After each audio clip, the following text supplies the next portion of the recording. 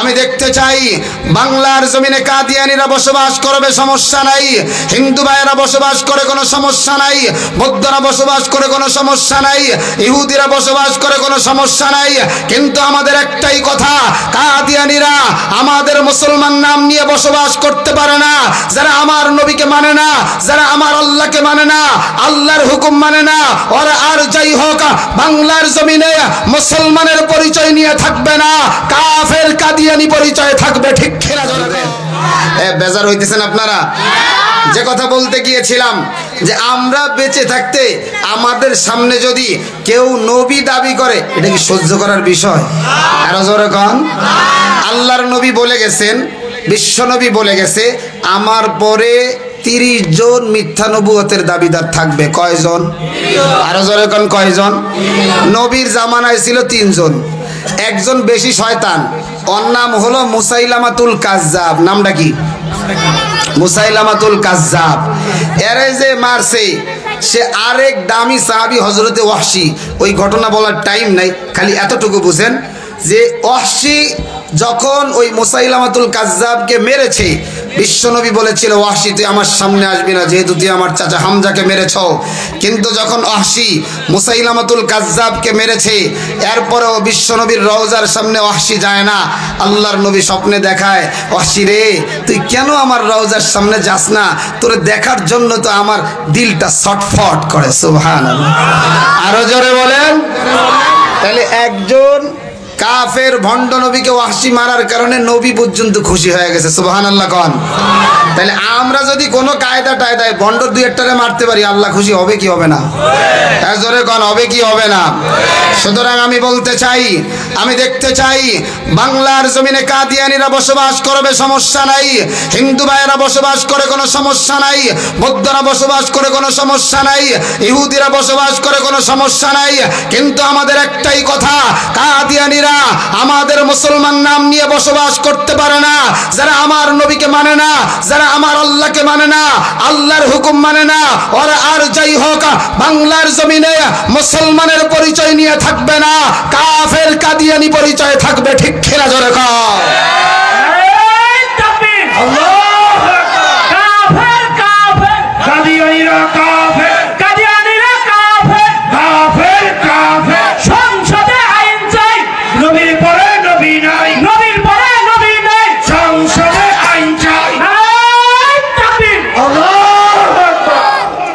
এই জন্য মুসলমান বলছিলাম, যারা হেদায়েত পাবে যাবে কই? সবাই কয় নাই যাবে কই? যারা কবে না বোঝা যাবে ও আবু জাহেলের সাথে জাহান্নামে থাকবে। ঠিক কিনা জোরে কোন? আর নইলে বোঝা যাবে এটা হলো বুবা শয়তান। কি শয়তান? জিয়াদি কি কয়, মোটামুটি শুইনে গিয়ে ওর নামে একটা কিলিক মিলিক লাগাই দিই। কথা কন ঠিক কিনা? এই জন্য সবাই বলেন আমরা যাবো কই? আরো জোরে কই যাব? এবার বন্ধুরা আমার, আরে যুবক, আমার তেলাওয়াত কৃত আয়াতের আলোচনা চলে আসছে। আমার আল্লাহ বলে, এর জিহাদি তুমি জানাইয়া দাও এই আশুলিয়ার মানুষগুলাকে, লাহুম মা ইয়াশাউনা ফিহা ওয়া লাদাইনা মাজিদ।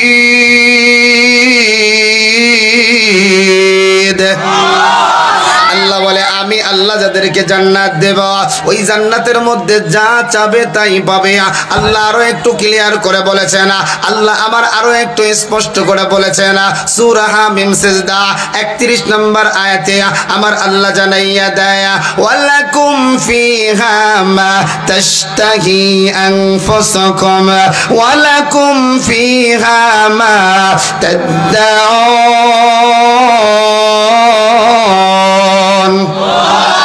कलाम जिंदा कुरान हकीम हिकमत ओ ला यज़ालस्तु कदीम जमीउल इल्म फिल कुरान हकीम तकाज़रत अन्हु अफ़हामुर रिजालिया। अल्लाह बोले रे गोलाम, ওই জান্নাতের মধ্যে তোমার যা মন চায়, ওই জান্নাতের মধ্যে তুমি যা বলো, আমি আল্লাহ তোমার সব কিছু দিব। এবার আপনাদেরকে নিয়ে আল্লাহর কাছে কাছে প্রশ্ন, আল্লাহ তুমি বলো না ওই জান্নাতে আমরা হয়ে যাব মেহমান, হব কি? সবাই সবাই হব কি? জান্নাতের মধ্যে আমরা হয়ে যাব মেহমান। আল্লাহ তোমার কাছে জানবার চাই আমাদের মেহমানদারি করাবে কে, আমাদের সেবা করাবে কে, আমাদের খেদমত করাবে কে? আরে যুবক, আল্লাহ আমার জানাইয়া দেয় নুজুলাম মিন গফুরির রহিম।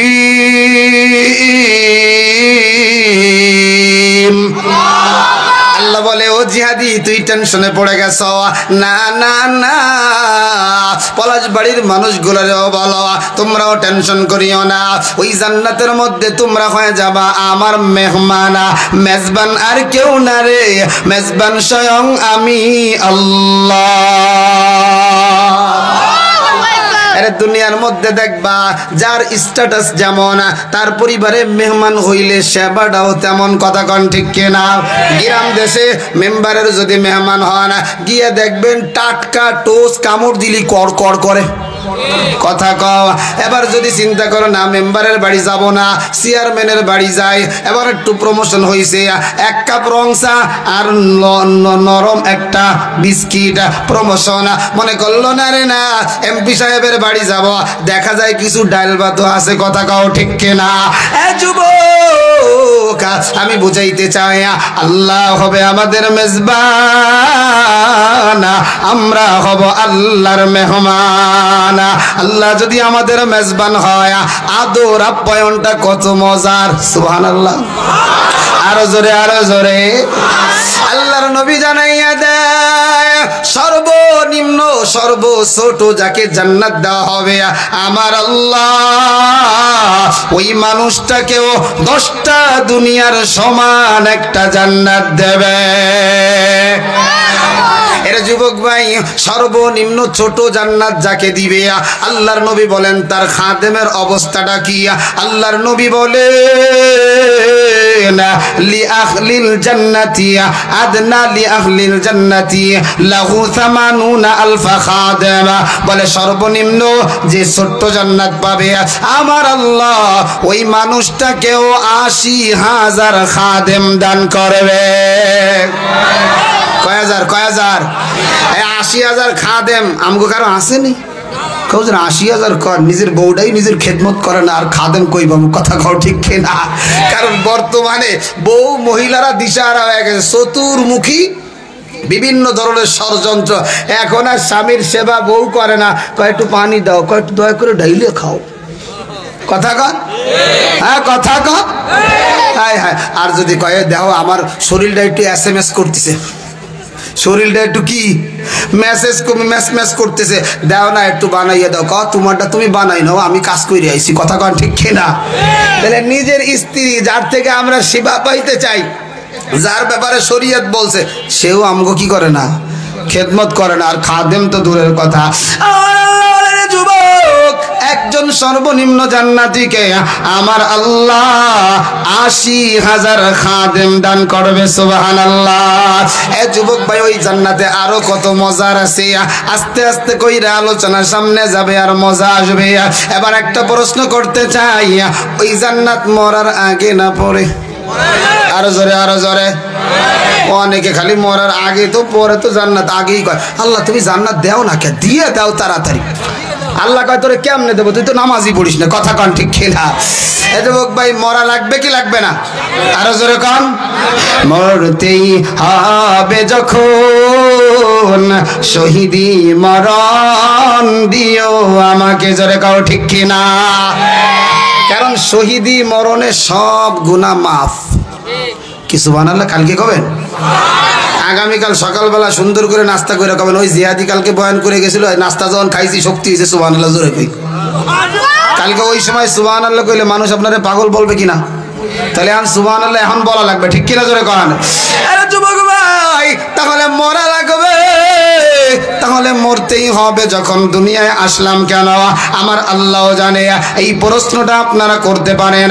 এজন্য আমার আল্লাহ সূরা মুমিনুনের 115 নম্বর আয়াতে আমার আল্লাহ বলেন, ফাহাসিবতুম আন্নামা খালাকনাকুম আবাসা আবাসা ওয়া আন্নাকুম ইলাইনা লা তুরজাউন।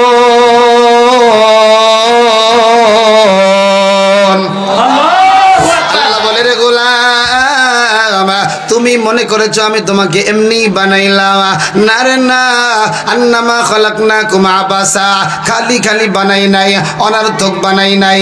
আল্লাহর কাছে প্রশ্ন, আল্লাহ এই মানুষগুলো জানতে চায় আপনি এই মানুষগুলারে কেন বানাইছেন? আল্লাহ এবার জবাব দেয়, ওয়ামা খালাকতুল জিন্না ওয়াল ইনসা ইল্লা লিয়াবুদুন।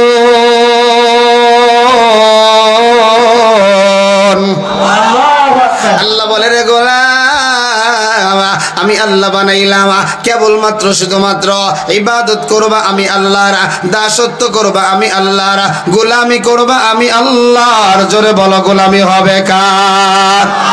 আরো জোরে, আরো জোরে জোরে বলেন কার? কারণ আসমান দেখতেছেন, আসমান আমার আল্লাহ এক একটা পদার্থ দিয়া এক একটা আসমান বানাইছে, আল্লাহ জমিন বানাইছে, এত সব কিছু বানাইছে আর কারণ শুধুমাত্র আমারে আপনার জন্য, আর আমাকে আপনাকে বানাইছে একমাত্র শুধুমাত্র কার? গোলামির জন্য। অনেক যুবকেরা, অনেক বুড়ার বাচ্চা হয় না, মেন্টালি গরম হয়ে গেছে। কি রে বিয়ে করলাম 15 বছর, এখন আর বাচ্চা হয় না। কি রে বিয়ে করলাম 12 বছর, কেন ছেলে মেয়ে হয় না? আমি একটু জানতে চাই, বাচ্চা দেওয়ার মালিক কে? হয় নাই, হয় নাই, জোরে বলেন, আরো জোরে, আরো জোরে। ছেলে বা মেয়ে দেওয়ার মালিক কে? আমগো এলাকায় বাবাও বলে দেয়। আরে নাউজুবিল্লাহ কোন, আরো জোরে কোন। তো একজন মোটামুটি আকারে 10-12 বছর সন্তান হয় না, সন্তান না হইতে হইতে চিন্তা করছে, আল্লাহর দরবারে এত নামাজি বললাম, কোন নামাজে কাজ হইল না। আমি জানতে চাই, আল্লাহর দরবারে নামাজ পড়লে কাজ হয় কি হয় না? সাহাবীর ঘরে খাবার নাই, সাহাবীরে নবী বলছে, যা আল্লাহরে সেজদা দে, তোর খাবারের ব্যবস্থা হয়ে যাবে। সাহাবী একবার ওযু কইরা সুন্দর করে নামাজ পড়ে দেয়, খাবারের ব্যবস্থা হয় নাই। সাহাবী বলতেছে, আমার নামাজ হয় নাই। আবার দ্বিতীয়বার নামাজ পড়ছে, দেখে কোনো ফয়সালা হয় না। সাহাবী বলতেছে, আল্লাহর কথা নবীর কথা সত্য, আমার নামাজ। তৃতীয়বার যখন নামাজ পড়ছে, রিজিকের ব্যবস্থা করছে কে? আর আমরা নামাজ পড়ে 2-1 বার যখন দেই, কাজ হয় না। দূর, আল্লাহ খালি ডাইন পাশের মানুষটারা দেখে, আমারে দেখে না। কথা কন ঠিক কিনা? এই জ্বালা যন্ত্রণা শেষ কইরা আল্লাহরে আর কত সিজদা দেব? যাই, বাংলাদেশে সব বাবা আর হিন্দুস্তানে সব মারে লয়ে গেছে। কথা কন ঠিক কিনা? তা বাংলাদেশে এত বাবা আছে, যাই একটু বাবার কাছ থেকে সওয়াল চাইয়া নি, আছে না নাই? আরো জোরে কন, আছে না নাই?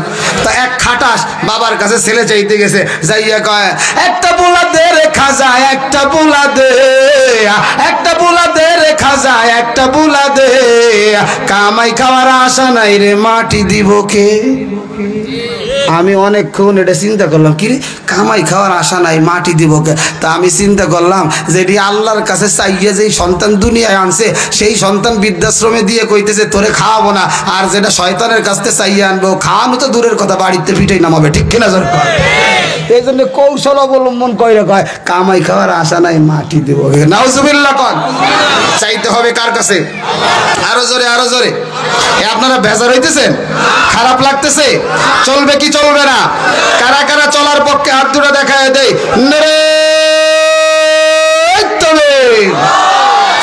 যুবক ভাই, কলিজার টুকরা বুড়া বাবা, আল্লাহ বলে আমার ইবাদত করবা, আমার গোলামি করবা। আল্লাহ বলে আর কারো গোলামি করা যাবে না।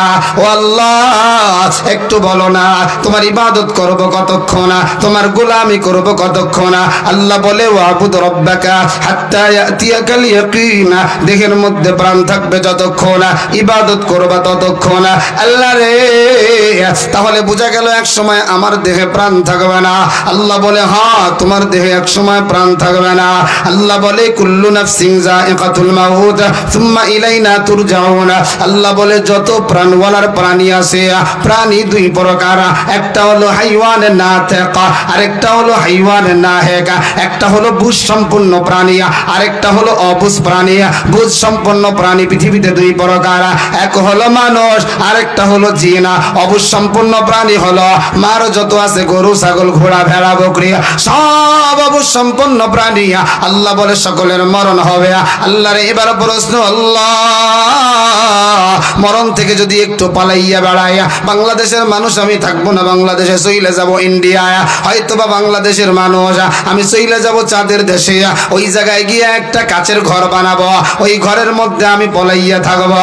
আল্লাহ বলে কুল্লাইয়ানফাকুমুল ফিরার ইন ফারারতুম মিনাল মাউতি, মরণ থেকে যতই পালাও মরণ তোমায় লইবে ঘিরি, যদিও সুদূর আকাশ মানে পালাও যদি লাগাই সেরিয়া।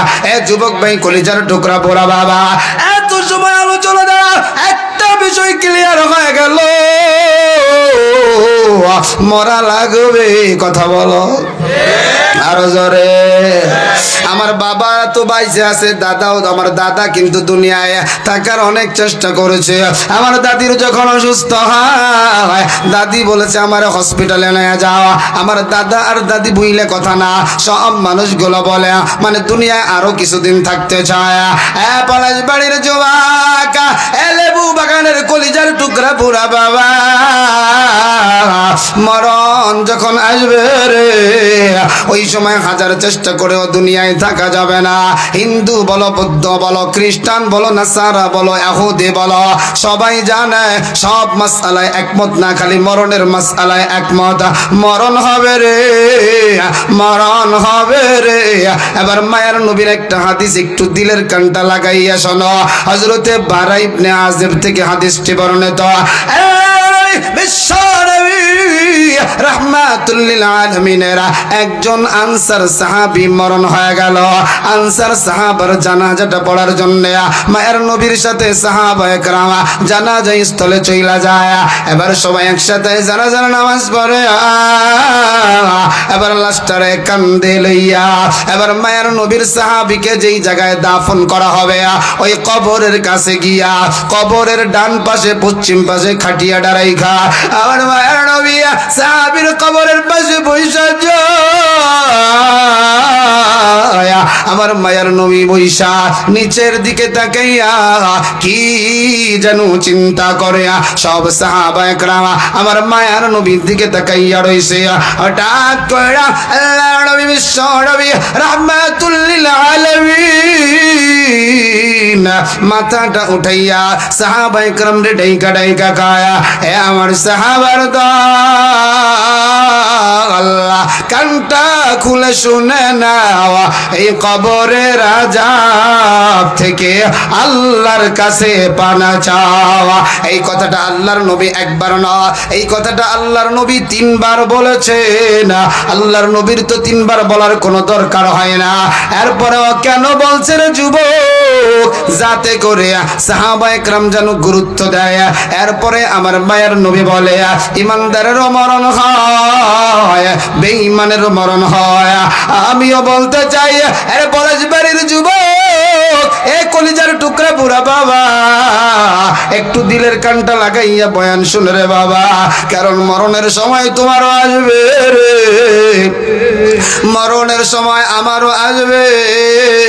মরণ থেকে কেউ পালানো হইতে পারবে না।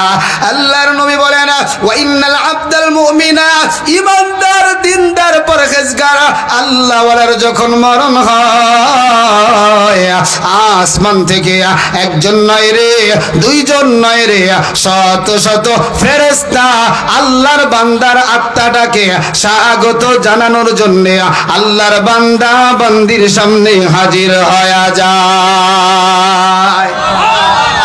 এরা যুবক ভাই ভাই, আল্লাহর বান্দা বান্দির সামনে যে ফেরেশতা হাজির হয়ে গেল, খালি হাতে এই ফেরেশতাগুলো আসে না। বলে এই ফেরেশতাদের ডান হাতে থাকে আল্লাহর জান্নাতি রেশমি কাপড়, কাফনের কাপড়, বাম হাতে থাকবে ওই জান্নাতি সুগন্ধিযুক্ত সুগন্ধিয়া। পরস্পরের যুবক, কলেজের টুকরা বুড়া বাবা, আশুলিয়ার মায়ের নবীর উম্মতির দল। এমন সময় মালাকুল মাউত আল্লাহর বান্দা বান্দির মাথার কাছে আইসা বইসা যাবে। মাথার কাছে বইসা সর্বপ্রথম আনন্দের একটা বাণী শোনাইয়া দিবে। আনন্দের বাণী কি জানো রে যুবকা? মালাকুল মাউত ইমানদার দিনদার পরহেজগার কানের কাছে আইসা বলবে, সালামুন কাওলাম মির রাব্বির রহিম।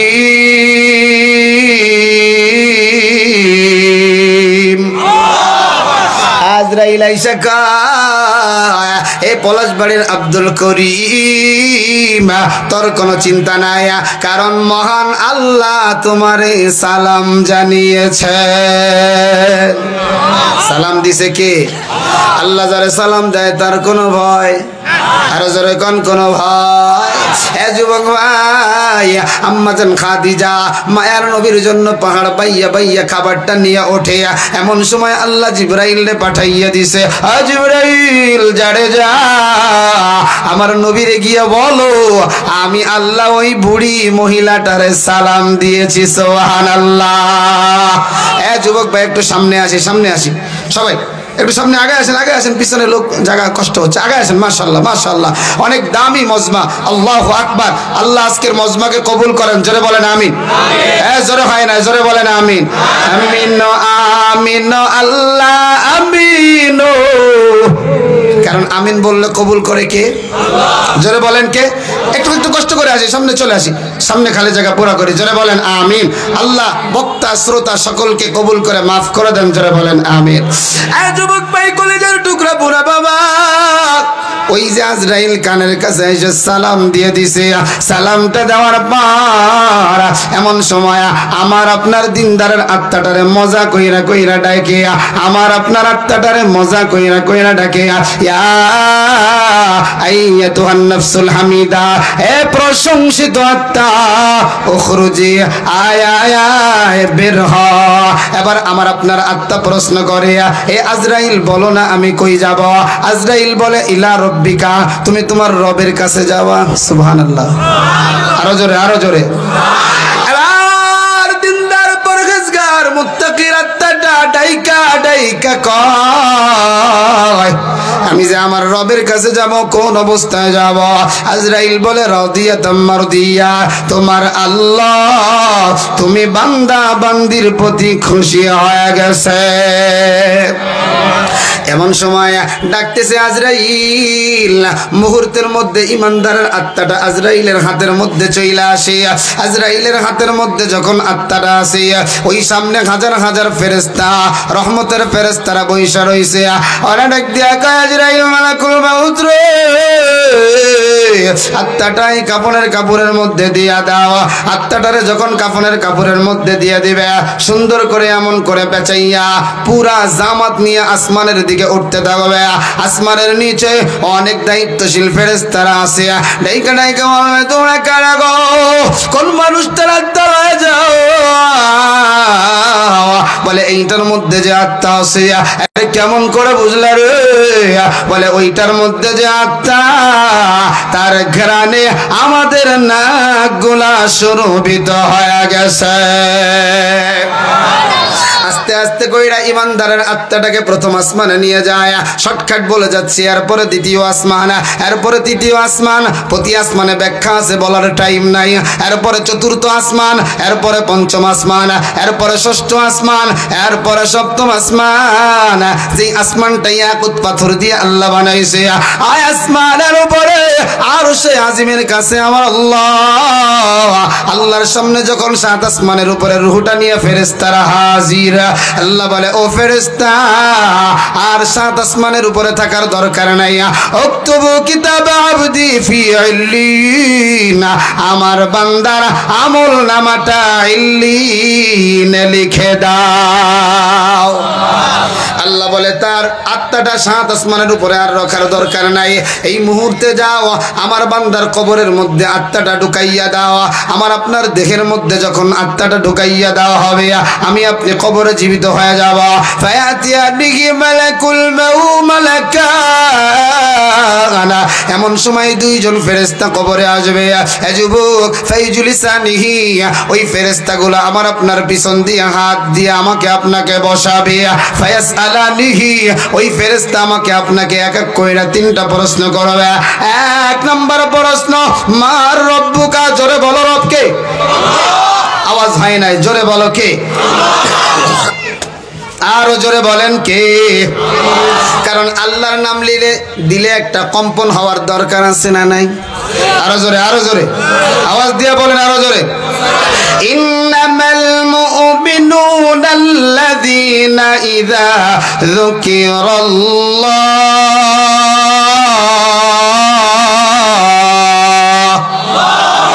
ওয়াজিলাত কুলুবুহুমা, ইমানদারের সামনে যখন আল্লাহর নাম নেওয়া হয় কলবে একটা ধাক্কা মারে কি মারে না? জোরে বলো। 1 নম্বর প্রশ্ন, আমাদের রব কে? আরো জোরে, একসাথে কে? একসাথে কে?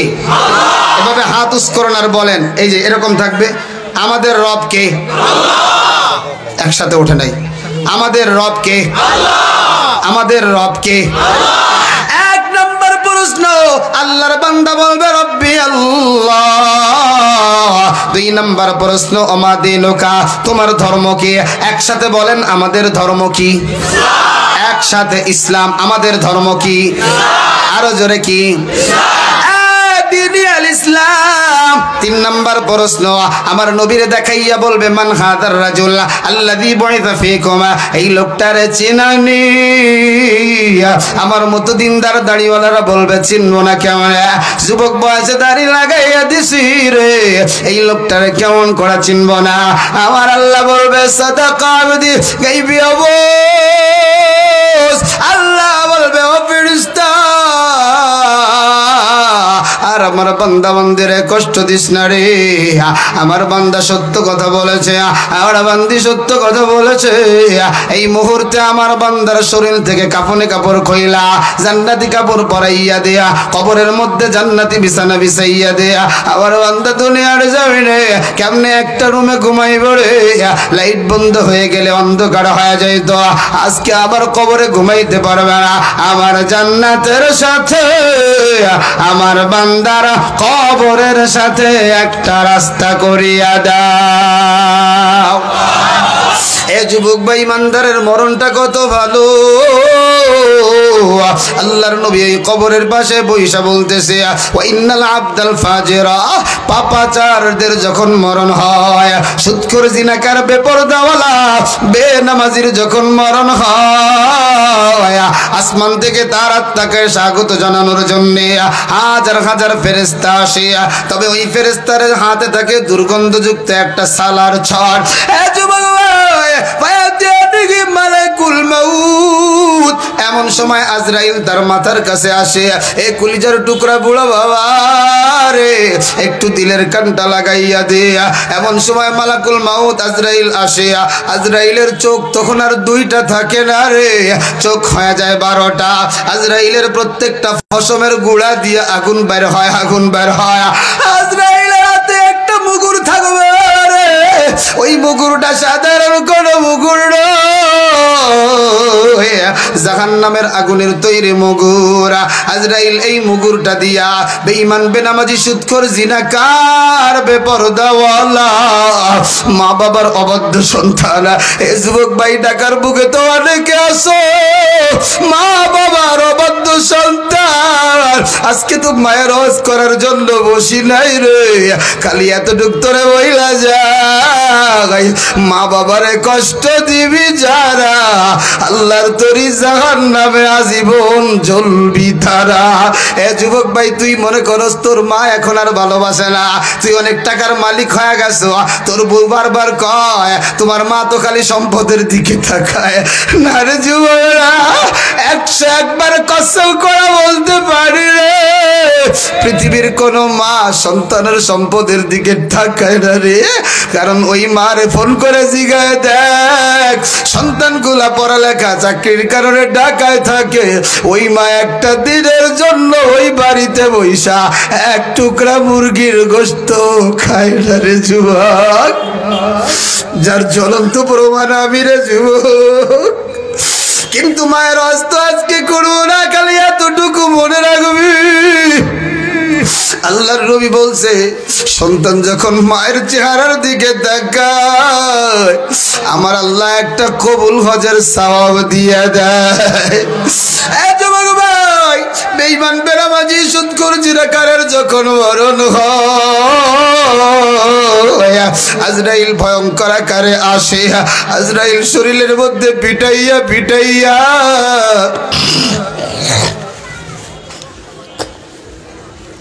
পিটাইয়া পিটাইয়া দেহ থেকে প্রাণটা বের করে।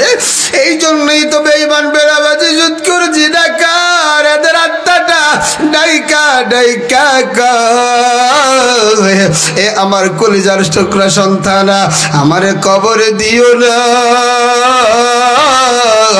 আজরাইল হাজির হইয়া পিটাইয়া পিটাইয়া বেঈমানের শরীর থেকে দেহটা জানটা বের কইরা সামনের ফেরেশতাদের হাতে রুহটা দিয়ে দেয়, রুহটা নিয়ে উপরে উঠতে চায়। আল্লাহ বলে নারী ফেরেশতারা এই জালেমের আত্মাটারে আসমানে আনিস না, উক্তুবু কিতাব আবদি ফি সিজ্জিন, জালেমের আত্মাটাকে জালেমের আমলনামাটাকে সিজ্জিনের মধ্যে লিখে দেয়া, আত্মাটারে কবরের মধ্যে ঢুকাইয়া দেয়া। ওই কবরে যখন ঢুকাইয়া দেওয়া হবে রে ওই দুইজন ফেরেশতা আইসা বসাবে, এবার প্রশ্ন করবে বলো না তোমার রব কে? আল্লাহর বান্দা বলবে লাদরি লাদরি রে। এ যুবক দেখবা বেঈমানের মরণের সময় কি পরিমাণ কষ্ট হয় রে। আমার কাছে খবর আসছে অনেকে মরণের সময় পায়খানা করিয়া দেয়, অনেকে পেশাব করে দেয়। একজনের ব্যাপারে এরকম লাফালাফি করতেছে, আরেকজনের তাকাইয়া দেখি রে খালি মাথার দিকে তাকাইয়া রইছে। স্ত্রী এই গাল দিয়ে পানি দেয়, এই গাল দিয়ে বের হয়ে যায়। সন্তান আইসা বলতেছে বাবা আপনি অসুস্থর কথা শুই না আমি সৌদি আরব থেকে আসছি, একটা বার আমারে বাবা বলে ডাকরাও। বাবার কোনো খবর নাই, কারণ আজরাইল তো মাথার কাছে দাঁড়াইয়া রইছে। বড় ভাই এমন করে প্রাণ পাখিটা বের হবে, এরপরে কবরে ঢুকাবে। তিন প্রশ্ন, এক প্রশ্ন বলবে তোমার রব কে? বলে লাহাদ্রি আমি জানি না। দুই নাম্বার প্রশ্ন বলবে তোমার দিন কি? বলে আমি জানি না। তিন নাম্বার প্রশ্ন বলবে বলো না, মায়ের নবীরে দেখাইয়া বলবে কে বলো না। কোনো জবাব নাই রে যুবক, বলবে লাহাদ্রি আমি জানি না।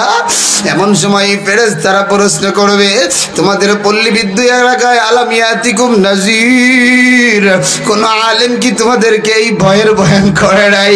এমন সময় বলবে হ্যাঁ করছিল কিন্তু আমরা বিশ্বাস করি নাই। আমার আল্লাহর গায়বী আওয়াজ, আল্লাহ বলবে কাযাবা আবদি, আল্লাহ বলবে ও ফেরেশতা এইটা আবার নিব খারাম বান্দা রে। দুনিয়ার জমিনে আমি ছিলাম রহমান, দুনিয়ার জমিনে আমি ছিলাম রহিম, এই জন্য নামাজ না পড়লেও আমি খাওয়াইছি, কিন্তু আজকে পরকালে বেঈমানটারে আর ছাড় দেওয়া যাবে না। আল্লাহ বলবে ও ফেরেশতা এই মুহূর্তে শরীরের মধ্যে জাহান্নামী পোশাকটা ঢুকাইয়া দে।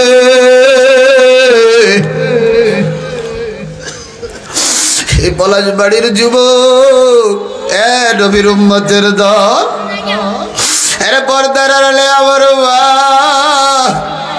আমার মায়ের নবী বলছে যারা জাহান্নামের ভয় চোখের পানি ছাইরা দেয়, আবার আল্লাহ বলে আল্লাহ নাকি তাদেরকে জাহান্নামে জ্বালাবে না। এই জন্য যুবক মৌকা চলে আসছে চোখের পানি ছাইরা দেওয়ার। এ বুড়া বাবা মৌকা চলে আসছে, কান্না তো আসবে না, কারণ গুনাহ করতে করতে নিজের কলবটা নোংরা করে ফেলাইছি। ডানে বামে অনেক কান্নাওয়ালা চোখ আছে রে যুবক, ওই দিকে তাকাইয়া একটু চোখের পানিটা ছাইরা দে। আল্লাহ বলবে বেঈমান বেনামাজি সুদখোর জিনাকার এদেরকে আর ছাড় দেওয়া চলবে না।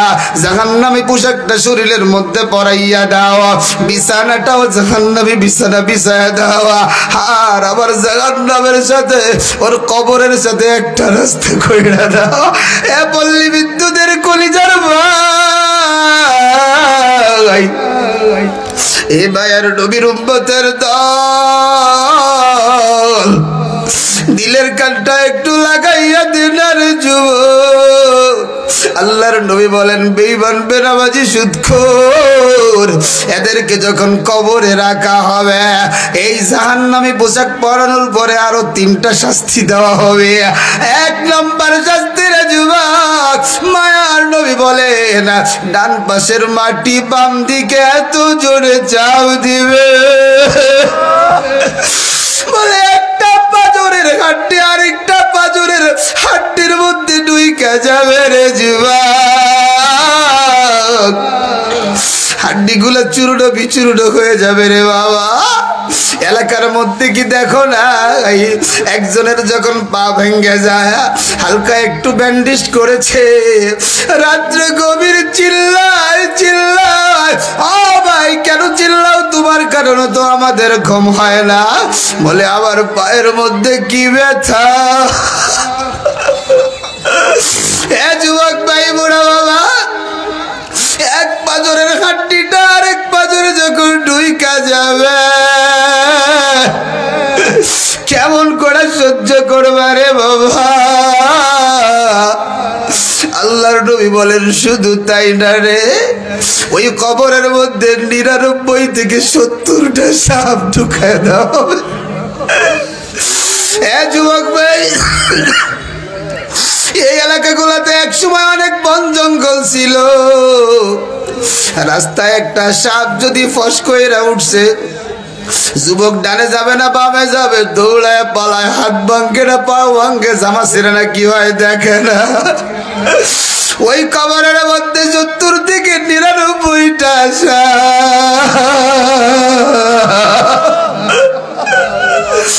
আল্লাহর নবী বলেন সাপগুলোর চোখ হবে আগুনের, নখগুলো হবে লোহার, এক নখ থেকে আরেক নখের ওই মাথা পর্যন্ত একদিনের রাস্তা। আল্লাহর নবী বলে 1 ফোঁটা পিচ যদি জমিনে ডাইলা দেওয়া হইতো, এই জমিনে কোনো গাছ আর জন্মাইতো না। ওই সাপটা পা থেকে পেঁচায়া পেঁচায়া পেঁচায়া গলা পর্যন্ত আইসা বেনামাজির কবলের মধ্যে কামড়াইবো আর বলবে কেন তুই নামাজ পড়স নাই? আল্লাহ সব বানাইছে কোন বইলা, কিন্তু তোর চেহারাটা তো আল্লাহ নিজ হাত দিয়ে বানাইছে। এ যুবক ভাই, ওই কবরে পালাবার জায়গা না। হ্যাঁ যুবক ভাই, ডানে বামে দেখা একটু চোখের পানি ফেলা রে, চোখের পানি পইরা গেলে আল্লাহর তুরি জাহান্নাম হারাম হয়ে যাবে। আল্লাহর নবী বলেন শুধু তাই না, বেঈমানের কবরের মধ্যে আগুন জ্বালাইয়া দেওয়া হবে। আল্লাহ বলেন নারুল্লাহ, আমি আল্লাহর আগুন। এ যুবক ভাই, কয়েকদিন আগে ঢাকার জমিনে ট্রেনের মধ্যে আগুন লেগে যায়, স্ত্রী পুইরা শেষ হয়ে গেছে, ছোট্ট সন্তানও পুইরা শেষ। আল্লাহর বান্দা নিজে বাঁচার জন্য হাত দুটো বাইর করে দিছে, আর বলে আমারে বাঁচা। আল্লাহর এক বান্দা বাঁচানোর জন্য দৌড়ায় গিয়ে আল্লাহর বান্দার হাত ধরছে, ধরার সঙ্গে সঙ্গে আল্লাহর ওই বান্দার হাতের সাথে তার হাতের চামড়া উঠে আসছে রে যুবক। আরে দুনিয়ার আগুন যদি এত কঠিন আল্লাহ বলছেন নারুল্লাহ, এ আগুনের চাইতেও কোটি কোটি গুণ বেশি রে যুবক। ওই আগুনে কেমনে জ্বলবি? এ সুদ করেছি না কারবে পর্দাওয়ালা, এ আমার কলিজার টুকরা যুবক, আমার আপনার সাথে যদি এই মহাবেলা তুই কই যাব? আল্লাহর নবী সাহাবী হযরত উসমান কবর দিকে খালি কান্না করে আর কান্না করে, চোখের পানিটা দিয়া দাড়ি গোলা ভিজায় জামাটা ভিজায় ফেলায়। সাথীরা ডাক দিয়া কয়, উসমান রে, তোমার নাকি আল্লাহর তরি জান্নাত ওয়াজিব হয়ে গেছে। উসমান বলে, রে ভাই, আল্লাহ তো বলে না এই জান্নাত আল্লাহ ফিরায় নিব না, আমার তো মরণ হয় না, আমার কোন অবস্থা হবে?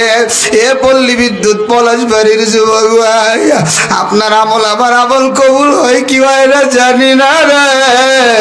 এ যুবক ভাই, ওই কবরকে ভয় করো। কারা কারা ইমানদারি মরণ চাও একটু হাতটা উঠায় দাও। আল্লাহ তুমি দেখা তোমার বান্দারা, তোমার বান্দারা তোমার ভয়ে কেমনে কান্দে রে আল্লাহ। আল্লাহ সব পানিওয়ালা চোখগুলারে তুমি কবুল করিয়া নাও আল্লাহ।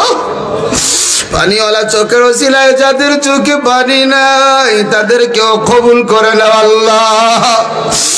ইমানি মরণ না দিয়া তুমি বক্তা শ্রোতা কাউকে তুমি কবর নিও না, জোরে বলো আমিন। এ যুবক ভাই, কলিজার টুকরা বুড়া